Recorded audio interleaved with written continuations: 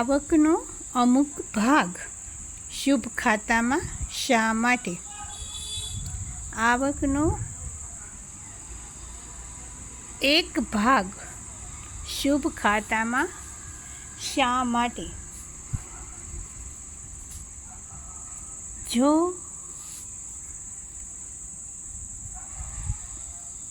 પૈસા પેડ ઉપર ઉગતા હશે, પૈસા કાંઈ થોડા ઝાડ ઉપર ઉગે છે, એવું લગભગ બધાએ સાંભળેલું જ હશે.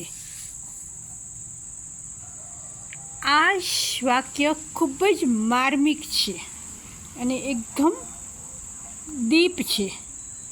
એનો અર્થ ખૂબ જ સમજવા જેવો છે, ડીપલી છે. આ જે શુભ ખાતામાં પૈસા વાપરીએ છીએ એ હકીકતે વાપરતા નથી, એને વાવીએ છીએ.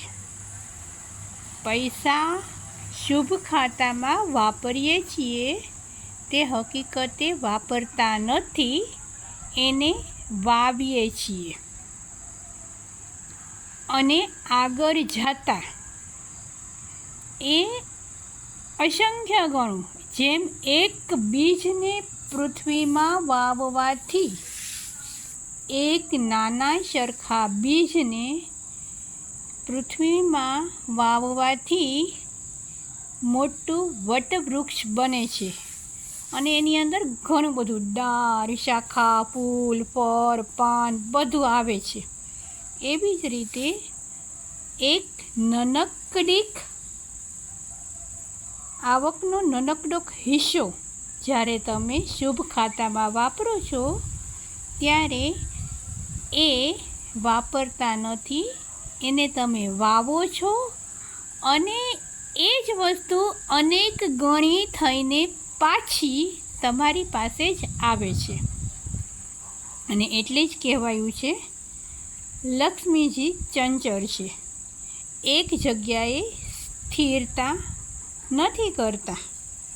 લક્ષ્મીજી ચંચળ છે, એક જગ્યાએ સ્થિરતા નથી કરતા. તેવી જ રીતે લક્ષ્મી પુણ્યથી આવે છે.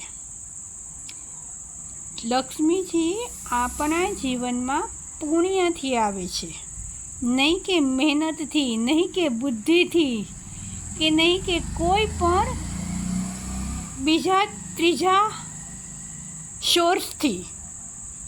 જો આપણા જીવનમાં લક્ષ્મીજી આવતા હોય તો એ ફક્ત અને ફક્ત પુણ્યથી જ આવે છે.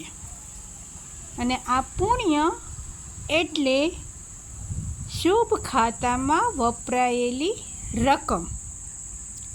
એટલે હવે સમજાયું જ હશે કે આવકનો એક ભાગ શુભ ખાતામાં શા માટે વાપરવું. બાકી તો જે કાંઈ ખર્ચાઓ કરો છો એ જરૂરિયાતના છે અને એ વપરાઈ ગયા પછી એનું પાછું બાય બેક રિટર્ન નથી, એ ગયા, ખર્ચાઈ ગયા. જેમ કર્મના સિદ્ધાંતમાં છે ને, કર્મનો સિદ્ધાંત શું કહે છે? સારું કર્મ હશે ત્યાં સુધી બધું સારું મળશે, સારું કર્મ હશે ત્યાં સુધી બધું સારું મળશે. એ સારું કર્મ વપરાઈ ગયું પછી જે કર્મ હશે એ પ્રમાણે મળશે.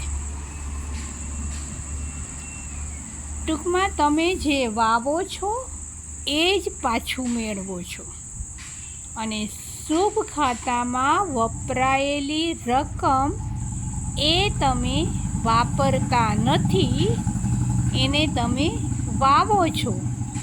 ખાસ યાદ રાખજો, એ રકમ વાપરતા નથી, એને તમે વાવો છો અને એ જ પાછું વૃક્ષ બનતા સમય લાગશે, 100% લાગશે, પણ પાછું તમારી પાસે અનેક ગણું થઈને 100% 100%ની 1000% બાયબેક થશે અને થશે. અને આથી જ શુભ ખાતામાં પૈસા વાપરવાનો આગ્રહ રાખવો.